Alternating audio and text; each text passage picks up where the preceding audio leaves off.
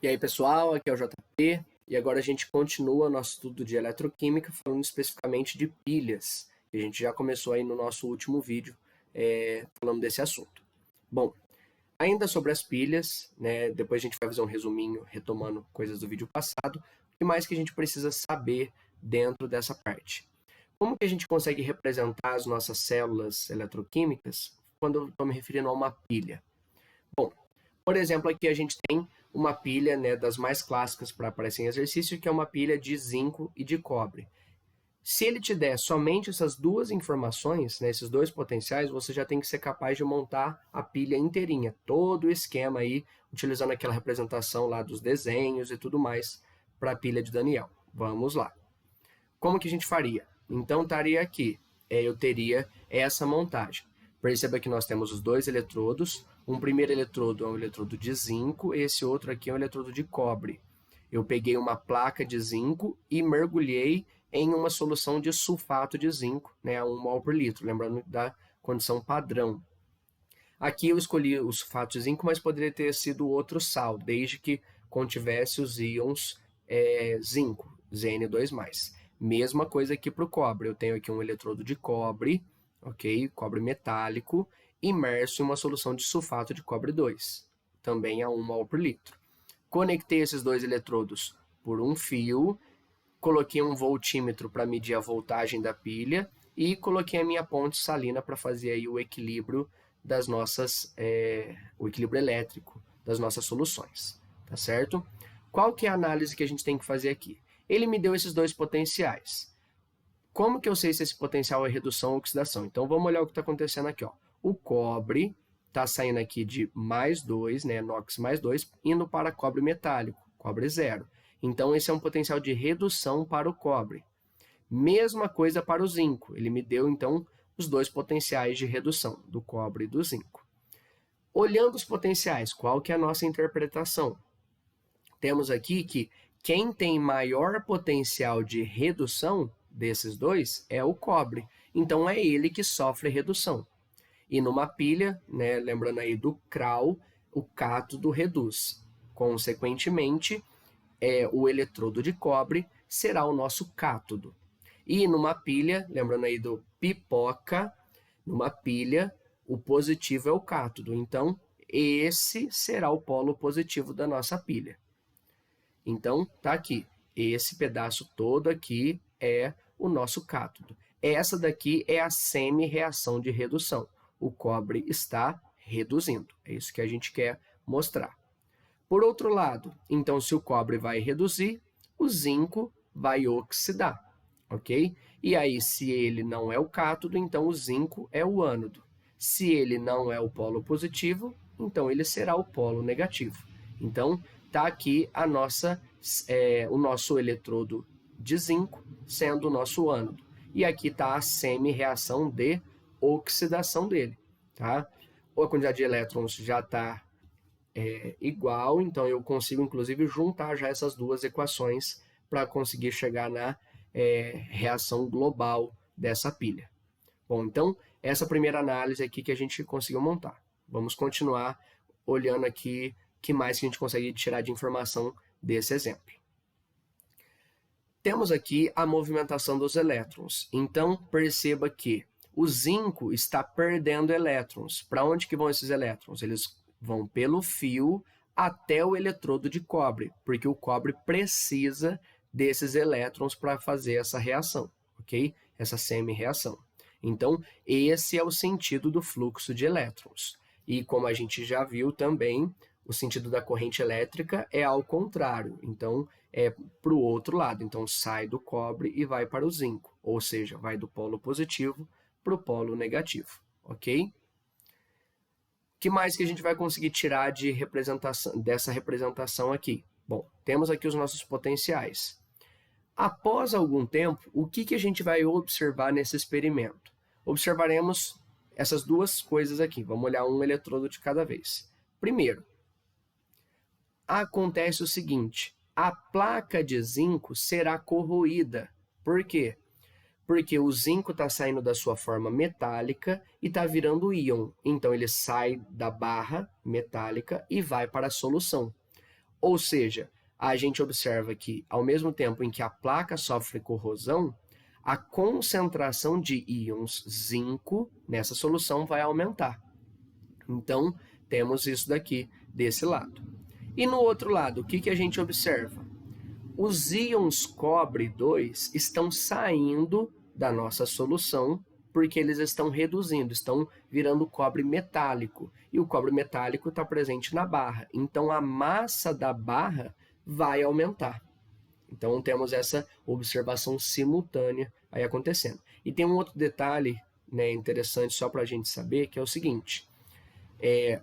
O íon zinco não é colorido, né, a solução aquosa dele. Então, a gente não observaria mudança nenhuma na cor, mesmo que fique mais concentrada aqui desse eletrodo. Por outro lado, a solução do íon cobre 2, ela é colorida, né, ela tem um azul de intensidade bem forte. E como eu tenho aí a saída desses íons cobre que dão cor para a solução, eles saem da solução e vão para a barra, a gente percebe também que a cor da solução vai diminuindo, né, ela vai ficando descorada conforme vai passando o tempo, ok? Nem sempre isso aparece no exercício, mas é uma observação legal para a gente se atentar em alguns casos, tá? Mas principalmente você precisa saber o que acontece com as concentrações desses íons em cada uma das soluções, tá certo? E agora o que a gente tem aqui? Bom, na ponte salina, como a gente já viu, a ponte salina é para fazer essa manutenção do equilíbrio elétrico. Então, eu preciso repor esses íons que estão ou chegando ou saindo das soluções.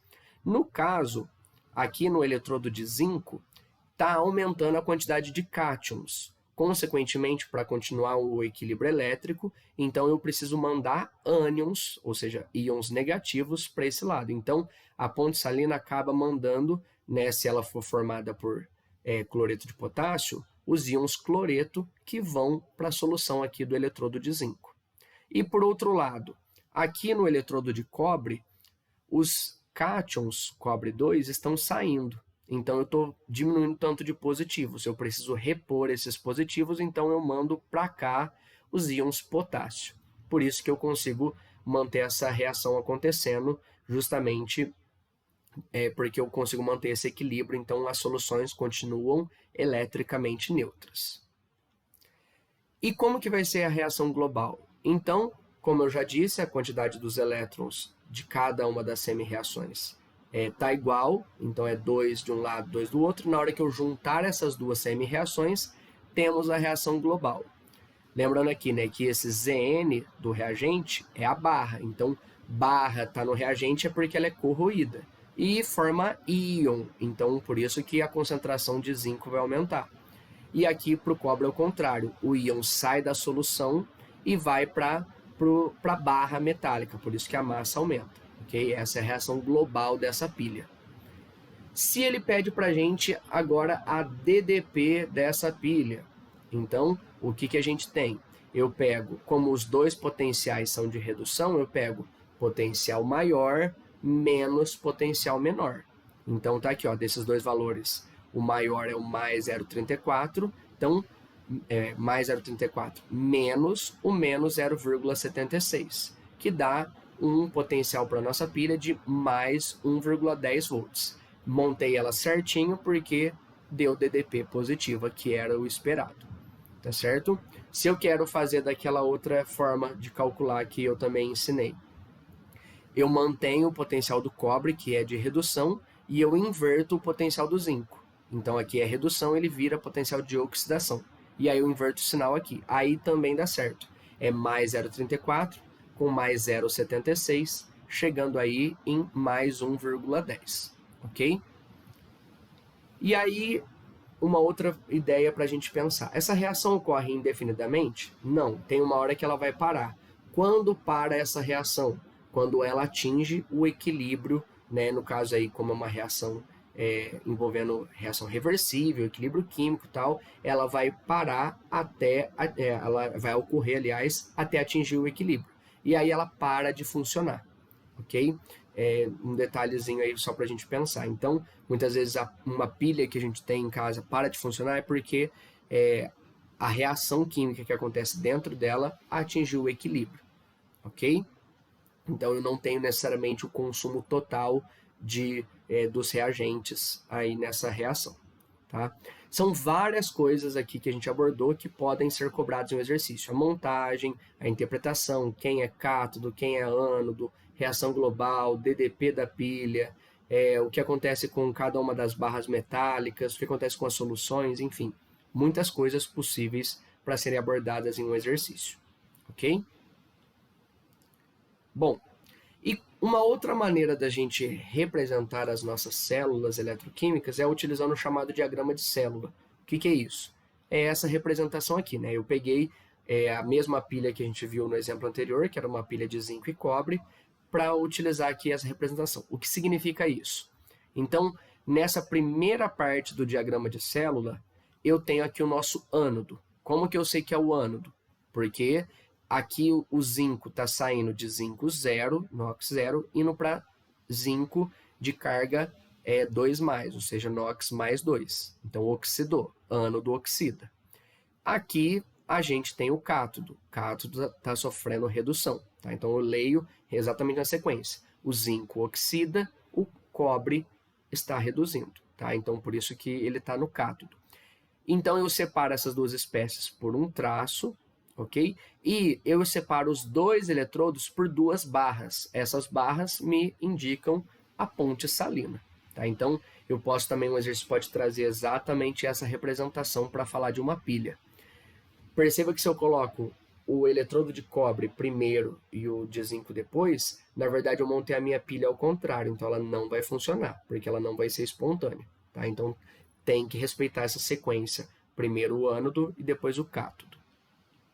E uma outra possibilidade também, se eu quiser mostrar o sal completo da minha solução, é colocar aqui, ao invés de colocar só o íon zinco e o íon cobre 2, eu coloco sulfato de zinco, sulfato de cobre 2. Tá?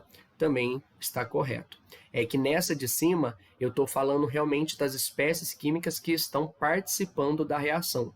E aqui na de baixo, eu coloco os chamados íons espectadores, os que estão lá só para fazer equilíbrio de carga, ok?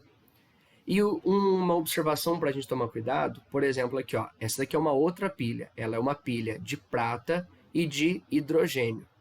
Perceba que eu tenho aqui antes esse símbolo aqui, que é a da platina.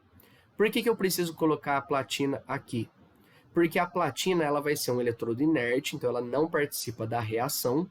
Só que lembra que eu preciso, para montar o meu eletrodo, eu preciso de um condutor metálico ou de grafite. Já que aqui eu vou ter apenas gás, né, o H2 que é um gás, no eletrodo de hidrogênio, e a solução de H+, um ácido. Então eu vou precisar desse condutor metálico. A platina faz esse papel aqui. Ela só ajuda a fazer o fluxo de elétrons, mas ela não é atacada quimicamente nessa reação. E a prata aqui normal. Então eu tenho aqui justamente a prata reduzindo, né, no cátodo, e aqui o eletrodo de hidrogênio no ânodo. O hidrogênio, né, o gás hidrogênio oxidando. Ok?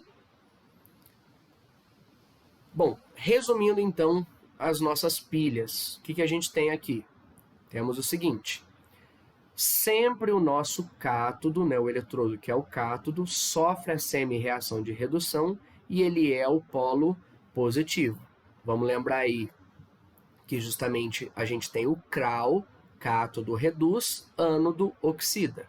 E a gente tem a pipoca, que em pilhas o polo positivo é o cátodo. Tá? E além disso, juntando as informações que a gente viu, a concentração da solução, né, desse íon metálico que está na barra vai diminuir, ok? Por quê? Porque esse íon vai sair da solução e vai para a placa. Então, por isso que a placa vai aumentar de massa, ela vai sofrer deposição desse metal, ela vai ficar com a sua massa aumentada, ok? E aí, justamente, numa redução, então ela vai acabar recebendo os elétrons. E aí, para compensar essa carga, a ponte salina manda cátions. Já para o eletrodo que é o ânion, então temos aqui que a concentração desses íons metálicos vai aumentar, porque eles vão sair da barra e vão para a solução. Ou seja, a barra vai sofrer corrosão.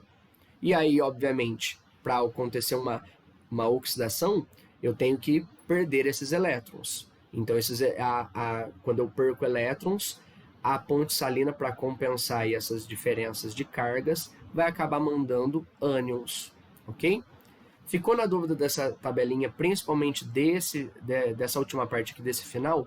Monta a pilha, pensa no que está acontecendo na movimentação das espécies, que dá para você fazer o raciocínio sem grandes problemas. Beleza?